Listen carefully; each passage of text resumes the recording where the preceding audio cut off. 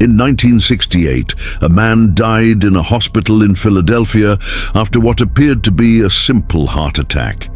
During the routine autopsy, the medical examiner made a discovery that stopped him cold. The deceased man's stomach contained fragments of human bone, hair, and tissue in various stages of digestion, suggesting he had been consuming human flesh regularly for years. But what made the examiner's hands shake wasn't just the evidence of cannibalism.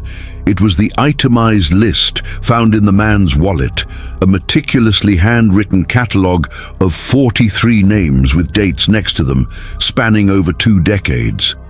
Each name on that list belonged to someone who had been reported missing in Philadelphia during that exact time period, and every single one of them had simply vanished without a trace. The autopsy file was immediately sealed by order of the police department, and the case was buried so deeply that it wouldn't be discovered again for over 30 years. Before we dive into these disturbing cases, leave us a comment with what time it is, where you are, and whether you can sleep after these stories. And if you're brave enough not to miss any of our weekly cases, subscribe to the channel now. Turn off the lights, turn up the volume, and let's unravel these mysteries buried in autopsy files.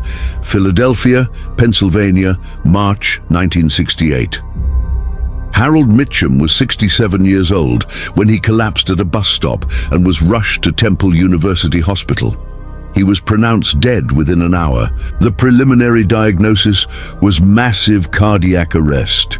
Mitchum had no known family, no emergency contacts. His wallet contained only his identification, some cash, and that disturbing handwritten list.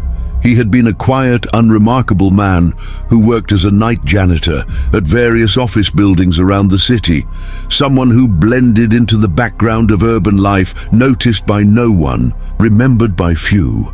The routine autopsy was assigned to Dr. Thomas Reeves, a veteran medical examiner who had seen thousands of bodies over his 30-year career and thought nothing could surprise him anymore. Dr. Reeves began the standard external examination, noting that Mitchum was significantly underweight for his height and age. His skin showed signs of poor nutrition despite the city's prosperity in the late 1960s. The internal examination started normally. Heart disease was evident, explaining the cardiac arrest. But when Dr. Reeves opened the stomach, he found something that would haunt him for the rest of his life. Mixed with partially digested food were fragments that didn't belong. Small pieces of what appeared to be bone, definitely mammalian, possibly human based on density and structure. There were also hair follicles with roots still attached, and tissue samples that looked like muscle fiber. Dr. Reeves had seen accidental ingestion of foreign objects before, had seen evidence of pica and other eating disorders, but this was different. This was organized. This was intentional. This was evidence of consuming human remains. Dr. Reeves immediately contacted the police and sealed the autopsy room. Detectives arrived and conducted a thorough search of Mitchum's body and possessions. That's when they found the list in his wallet, folded small and tucked behind his identification card. The list was written in neat handwriting on yellowed paper that looked decades old, though some entries appeared more recent.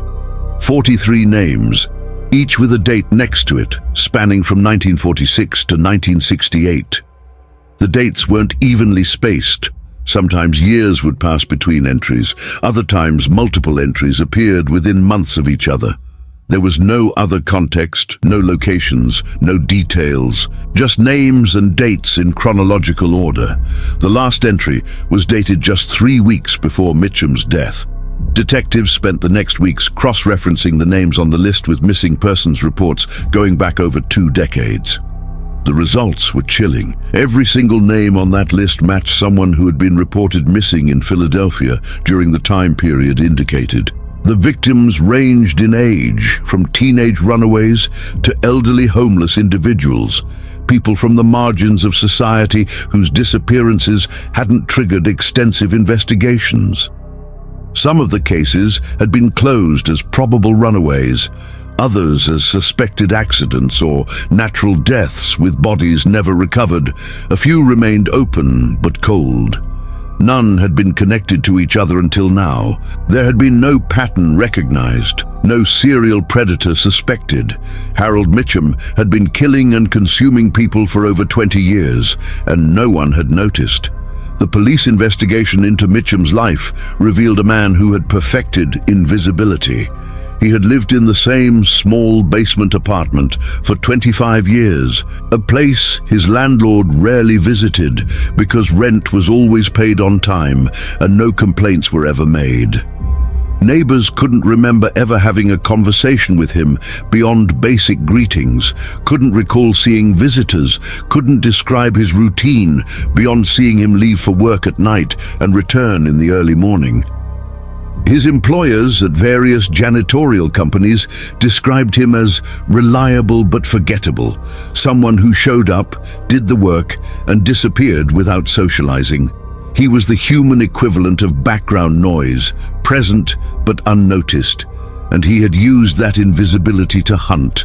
When police searched Mitchum's apartment, they found a scene that confirmed their worst fears. The small basement room was meticulously clean on the surface, but luminol testing revealed extensive blood evidence that had been carefully cleaned, patterns suggesting multiple incidents over many years. Behind a false wall in the closet, they found a collection of personal items, jewelry, wallets, identification cards, small mementos from victims. Each item was labeled with a name from the list and stored in individual containers, organized chronologically like a museum collection. The apartment also contained a chest freezer that had been unplugged and cleaned, but traces of human tissue were still detectable in the drain. And most disturbing, they found journals, dozens of notebooks documenting Mitchum's activities in clinical, detached language, describing victims as if they were ingredients, rating them, noting preparation methods, discussing taste and texture with the dispassion of a food critic writing restaurant reviews. The journals revealed that Mitchum had started killing in 1946, shortly after returning from World War II, where he had served in the Pacific Theater. He never explicitly stated what triggered his behavior, but there were vague references to experiences during the war, to hunger, to survival, to learning that certain boundaries could be crossed. His first victim had been a homeless man he encountered during a night shift, someone he described as already barely alive, whose disappearance wouldn't matter to anyone. The killing had been impulsive, but the aftermath had been calculated. Mitchum had quickly realized how easy it was to make someone vanish in a large city if you chose the right victim.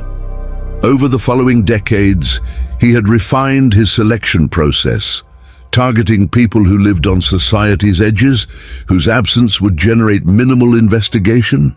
What made Mitchum particularly disturbing to the psychologists who studied his case posthumously was his absolute lack of emotional content in his writings. He didn't express enjoyment of the killing itself, didn't write about power or control or any of the typical serial killer motivations. He wrote about his victims the way someone might write about grocery shopping, a practical necessity to fulfill a need. He had apparently developed a genuine preference for human flesh, describing animal meat as unsatisfying, inadequate, wrong-tasting. In his worldview, he wasn't committing murder, he was simply eating. The fact that his food source happened to be human was treated as an unfortunate logistical complication rather than a moral issue. The police and medical examiner faced a difficult decision about how to handle the case. On one hand, they had evidence of what was likely the most prolific serial killer in Philadelphia's history, someone who had killed at least 43 people over 22 years without detection. On the other hand, the killer was dead, no trial was possible, and going public with the case would traumatize the families of victims while serving no practical justice purpose. The decision was made at the highest levels of the police department to seal the file, to quietly notify the families of confirmed victims that remains had been found and identified through dental records, items recovered from Mitchum's apartment, without revealing the full scope of the horror. The autopsy file was classified, marked to be sealed for 50 years, and Harold Mitchum was quietly cremated with no memorial service, his name deliberately left out of any public records that might allow future researchers to discover his story. Feeling that chill down your spine? If you're enjoying these mysteries, leave a like on the video to help us continue investigating cases like these. And in the comments, tell us if you've heard of these cases before or know any different theories. Subscribe so you don't miss the next mysteries. Now, get ready, because what comes next will keep you up at night. But Harold Mitchum wasn't the only man whose dark history was buried in autopsy files. Our second case takes us to rural Oregon in 1983, where another routine autopsy revealed secrets that challenged everything medical science thought it knew about human biology and psychology. Bend, Oregon, November 1983. Martin Kovacs was 52 years old when he was killed in a logging accident. A massive tree had fallen unexpectedly, crushing him instantly. He had been a solitary logger, working alone on his large property in the Cascade foothills, someone who preferred the company of trees to people. His body was taken to the county medical examiner's office for the standard autopsy required in all accidental deaths. The medical examiner, Dr. Sarah Chen, expected a straightforward case, document the massive trauma, confirm cause of death, release the body to the funeral home. But when she began the internal examination, she found something impossible. Martin Kovacs' body contained over 200 foreign objects that he had intentionally inserted through surgical incisions he had performed on himself over what appeared to be many years. The objects ranged from mundane items like coins and small keys to disturbing items like animal bones, carved wooden symbols, and most shocking, what appeared to be human teeth and bone fragments. Each object had been inserted through precise incisions that showed knowledge of anatomy, placed in locations that avoided major blood vessels and organs, then sewn shut with professional-grade surgical sutures. The wounds had healed cleanly. Some showed evidence of being years old, others were more recent. Martin had essentially turned his own body into a cabinet of curiosities, a living museum of objects that meant something to him. But what truly baffled Dr. Chen wasn't just the presence of the objects, it was Martin's apparent lack of infection or complications. Over 200 foreign objects inserted over many years should have caused massive infections, sepsis, organ failure. The human body rejects foreign materials, encapsulates them in scar tissue, develops immune responses. But Martin's body showed none of this. The objects were simply there, integrated somehow, as if his immune system had learned to accept them. Medical consultants called in to examine the case had no explanation. This shouldn't be possible, yet the evidence was undeniable. Martin Kovacs had modified his own body in ways that defied medical understanding and had lived apparently normally for years. The investigation into Martin's life revealed a history as strange as his autopsy findings. He had moved to Oregon from Eastern Europe in 1965, claiming to be a refugee, but with papers that immigration officials had found questionable, though not definitively false. He had purchased an isolated property, built a cabin with his own hands, and lived there alone for 18 years. His only contact with the outside world was occasional trips to town for supplies and his logging work, which he performed independently on his own land and sold to local mills. People who had interacted with him described someone who was functional but odd, always wearing long sleeves and layers regardless of weather, speaking rarely and with a heavy accent, maintaining strict boundaries that discouraged any personal questions. When sheriff's deputies searched Martin's cabin after his death, they found a scene that suggested his body modifications were part of something larger and more organized. The main room of the cabin was normal enough, Basic furniture, wood stove, simple kitchen. But a hidden door in the floor led to a cellar that looked like a combination of surgical suite, occult library, and museum. The cellar contained medical instruments, surgical supplies, detailed anatomical drawings, showing precisely where each object in his body had been placed and when. The walls were lined with books, many in languages deputies couldn't identify, covering topics from surgery to folklore to religious practices from various cultures. And there were jars, dozens of preserved specimens, animal parts, plant materials, and disturbingly human remains, small fragments of bone and tissue preserved in formaldehyde. The human remains were tested and found to be from at least 7 different individuals. Cross-referencing with missing persons reports proved difficult because the fragmentary nature of the remains made identification nearly impossible.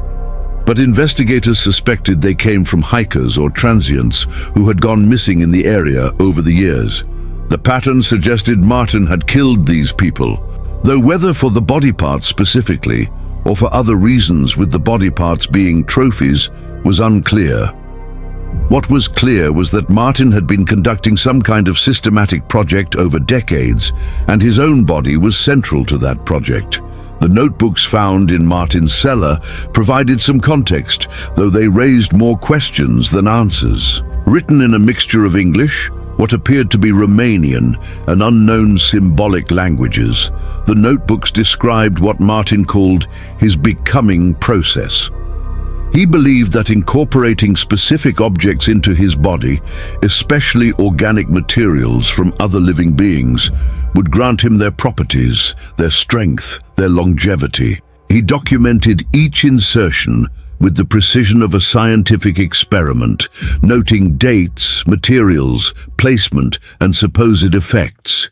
He claimed that each object had been ritually prepared, consecrated through processes he had learned from ancient texts, and that together they were transforming him into something beyond human. The most disturbing entries described his belief that he needed to incorporate human materials to complete his transformation. He wrote about hunting, about selecting victims based on qualities he wanted to absorb, about the careful extraction of specific bones or teeth that he believed contained the essence of the person. He rationalized these killings as necessary sacrifices for his transcendence, expressed no remorse, viewed his victims as components in a grand work. The final entries, written just weeks before his death, expressed frustration that the transformation was taking longer than expected, that he might not live long enough to complete the process. He never anticipated that a random tree would end his life and his decades-long project in an instant.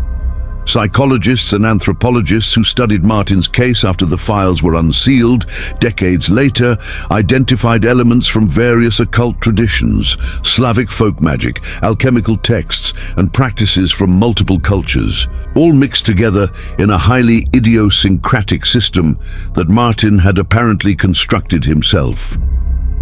They noted similarities to historical cases of people who believed they could transform into animals or achieve immortality through ritual body modification, practices that existed in many cultures but were usually symbolic rather than literal. Martin had taken these metaphorical practices and attempted to make them physical reality, conducting a decades-long experiment on his own body with himself as the only subject.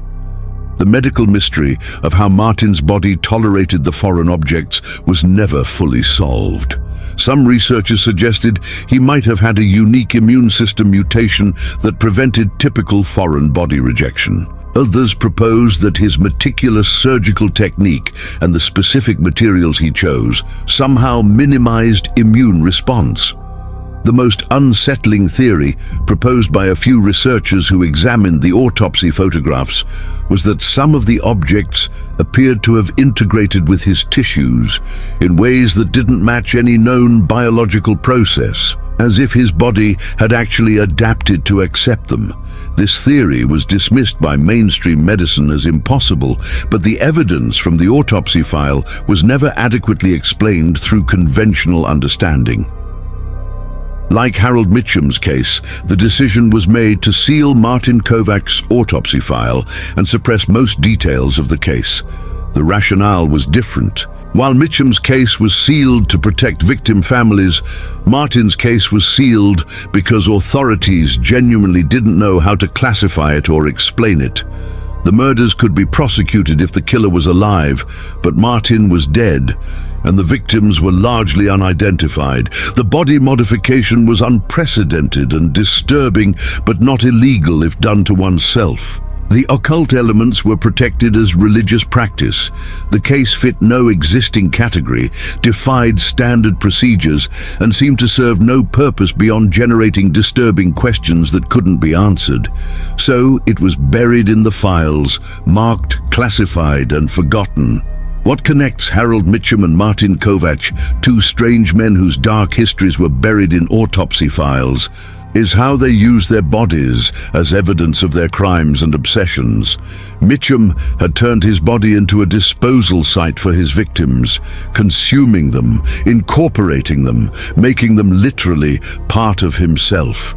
Martin had turned his body into a reliquary of his victims and his beliefs, inserting fragments of those he had killed into his own flesh. Both men had operated in isolation for decades, perfecting their practices, convinced of their own logic, even as they violated every moral and legal boundary.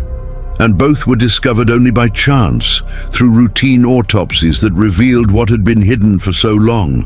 These cases also expose the limitations of systems designed to catch predators. Harold Mitchum killed 43 people without triggering any investigation because he chose victims no one was looking for, operating below the radar of law enforcement attention. Martin Kovach killed at least 7 people in a remote area where disappearances were attributed to accident or misadventure, his isolation providing perfect cover. Both men understood that society has blind spots, populations and places where scrutiny is minimal, and they exploited those blind spots for decades. The question that haunts investigators who have studied these sealed files is how many other Harold Mitchums and Martin Kovach are out there right now, living quietly, killing carefully, their dark histories waiting to be discovered only by the chance of an autopsy that reveals what they've hidden. The decision to seal these files, rather than use them as teaching tools or warnings, raises ethical questions. On one hand, the specific details are genuinely traumatic and might inspire copycat behavior.